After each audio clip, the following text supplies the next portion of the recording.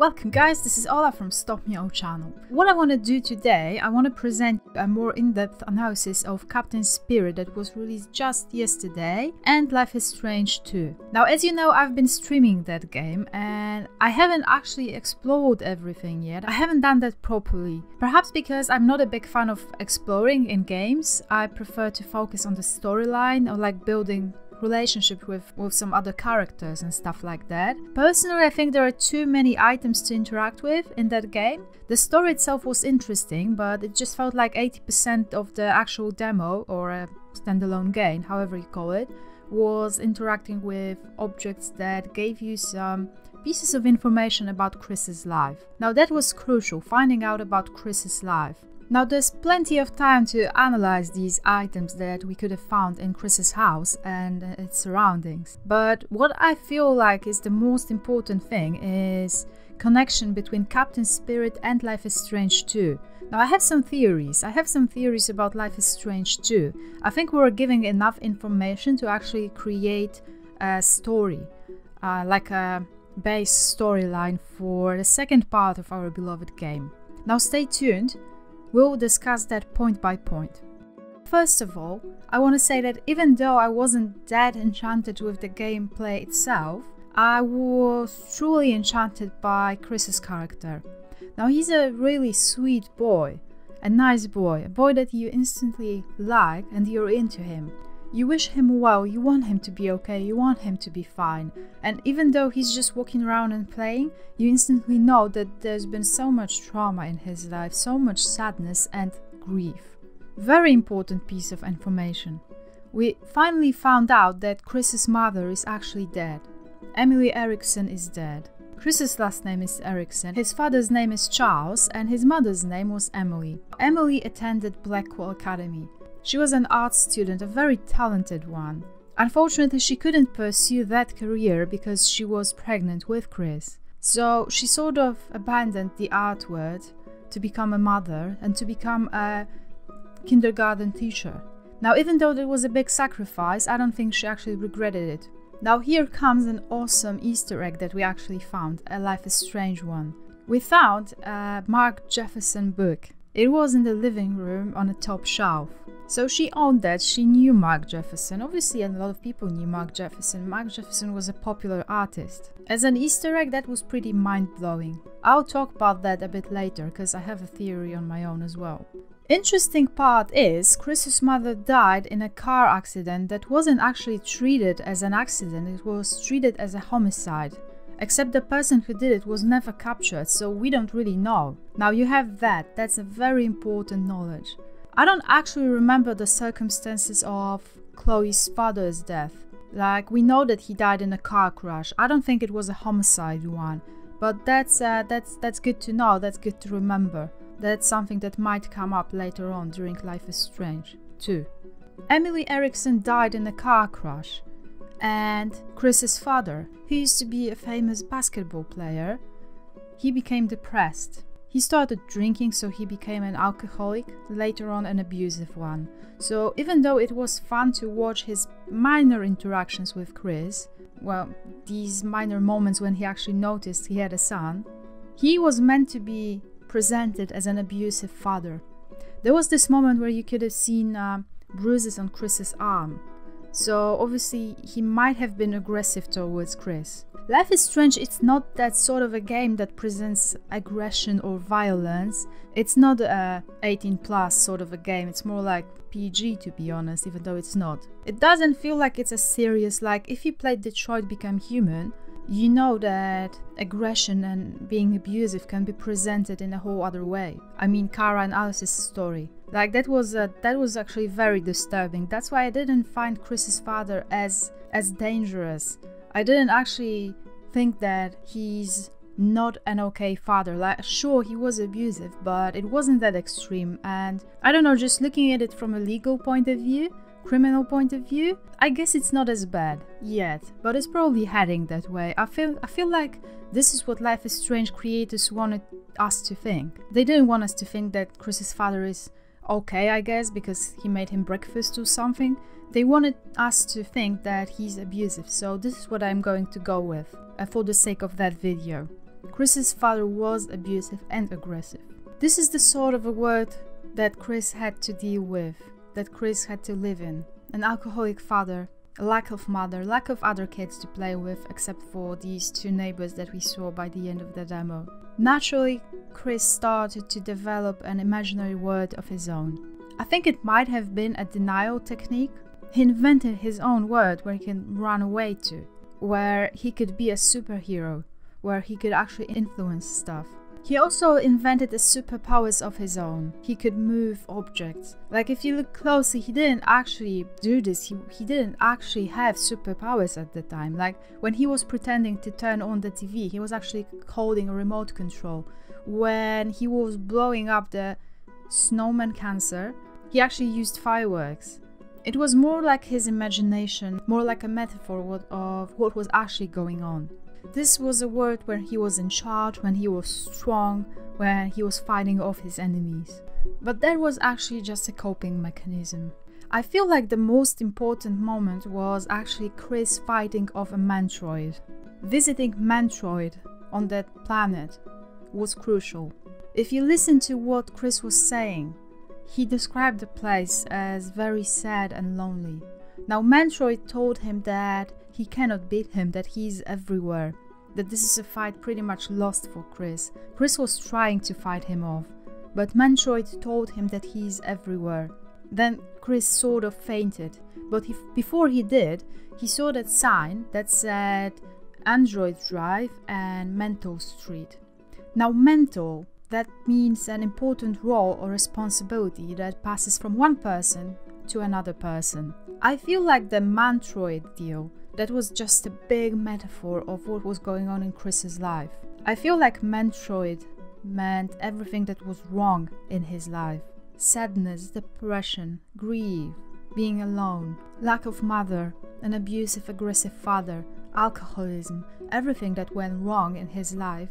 That was Mantroid. These were the actual monsters that Chris was fighting, not the imaginary one, kids' monsters. I also feel like this was a metaphor of what Chris will have to face in Life is Strange 2 when he's just a bit older, demons from his past. So that's the situation that we're presented with. Chris facing loneliness and grief, inventing stuff, playing alone, trying to take care of his father who wasn't actually capable of taking care of him. Now here's where it gets interesting. By the end of the game, Chris's father yells at him, tells him that anytime he looks at him, he sees the dead mother. He cannot look at him, that he blames him because I guess she took a car that day to pick up Chris or something, because of Chris. Charles blames Chris for that particular death. Now that's quite a big burden for a child, for a kid, for a young boy. Chris obviously broke down. He ran off towards his treehouse, started climbing that treehouse and fell down. It kinda looked like it was about to be a very dangerous situation. Honestly, I thought that he would die, perhaps, that his death would influence Life is Strange 2 events, for example, but he didn't die. An actual superpower occurred at this point. Chris was saved by telekinetic forces that he pretended to have throughout the entire game. Now, if you have a look at the definition, psychokinesis, that's an alleged psychic ability allowing a person to influence a physical system without physical interaction. Now, this is practically the superpower that Chris was pretending to have throughout the game, but it turned out that he might just really have it. It crossed my mind that maybe it wasn't his superpower, maybe it was his neighbors. We saw two boys, older and younger, looking at Chris. They saw the entire situation, they didn't really seem that surprised. That was an odd moment. Perhaps they were actually aware of the superpower. Perhaps they were the ones that used it. Okay, now this is just a rumor that's been going on. Apparently, someone extracted some files from Captain Spirit's source code and found some information about Life is Strange 2. Now, this is a potential spoiler warning, so beware. The main story protagonists could be these two boys, the ones that we actually saw by the end of Captain Spirit. They are brothers, as you can assume, and if this theory is true, then they will certainly be the ones with these powers. In that case, Chris would become a side character, potentially having some powers as well. And at least we know how he got them. Now it's interesting because in Life is Strange, Max's power was triggered by her willingness to save Chloe's life. This is why she got the powers to save Chloe. This was her trigger in that bathroom with Nathan. In this particular demo, it seems like the trigger was saving Chris from that fall, perhaps saving his life. That's nice because in Life is Strange we knew what was the reason Max got her powers.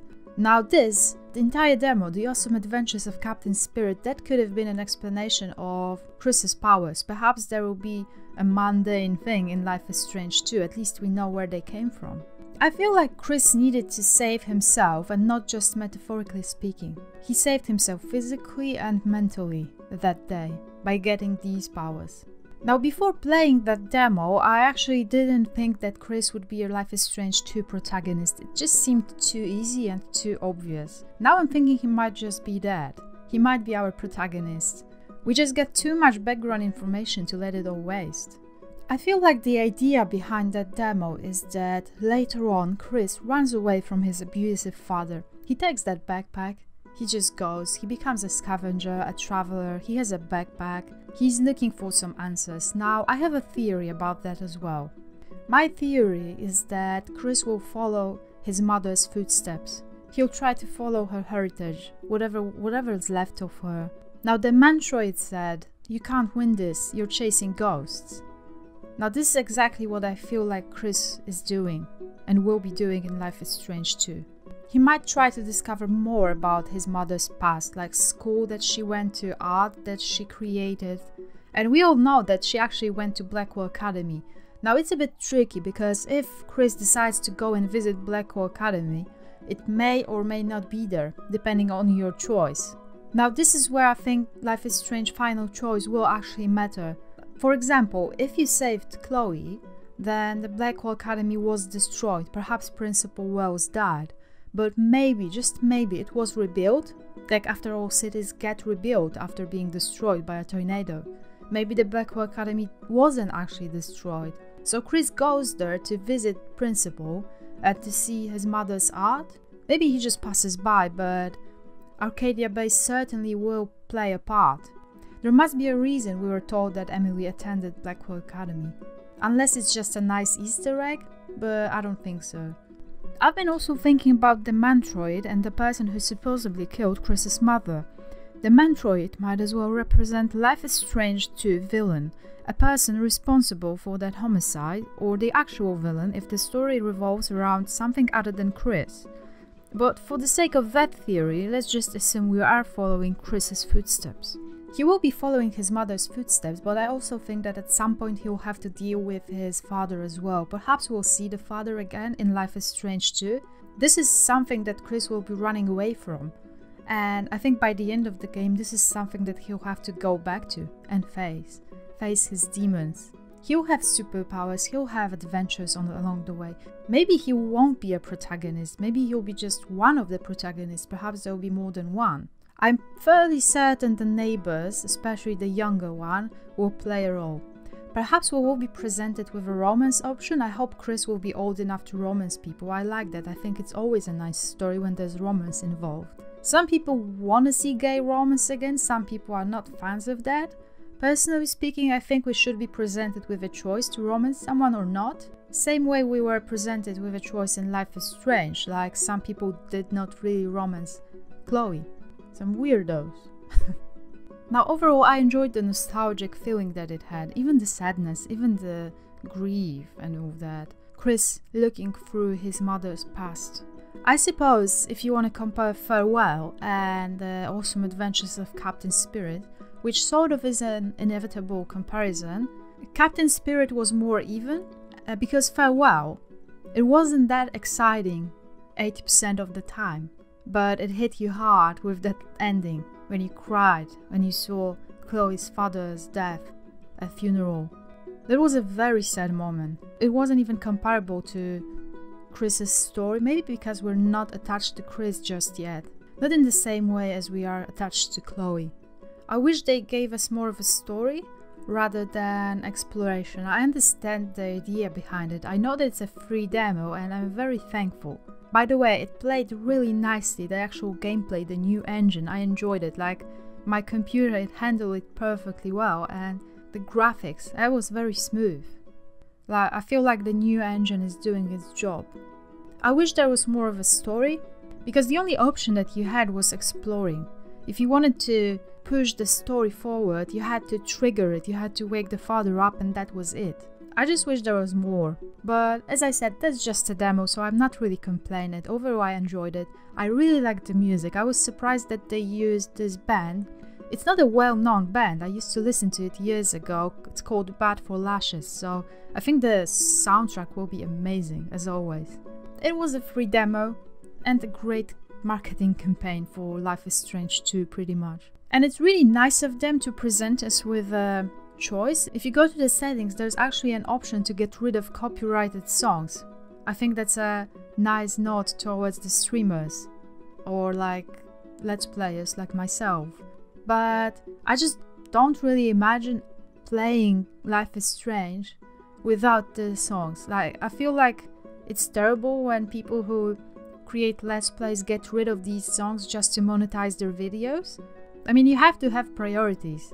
To me, it doesn't matter if they demonetize my video or someone else gets credit for it, just because 50% of Life is Strange's charm is the soundtrack.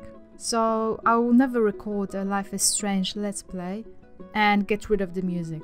It's just too important. I don't ever see myself doing this. So these are my initial thoughts.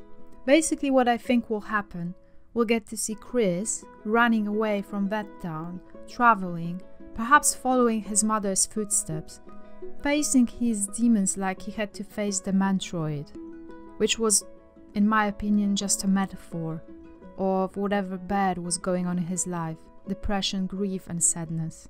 Let me know what you think. This is my theory. Perhaps we won't see Chris as a protagonist. Anyway, I hope you enjoyed that theory. If you attended my stream, thank you so much. It was very nice of you to join me. I know that I didn't explore enough, but it's just I'm not the biggest fan of exploring in games. Sorry about that. But you know what? I will not apologize. Remember to leave a like, subscribe if you haven't already for more gaming videos, especially Life is Strange ones. Now take care of yourselves guys, stay safe. This was Ola from Stop Me O channel. Bye.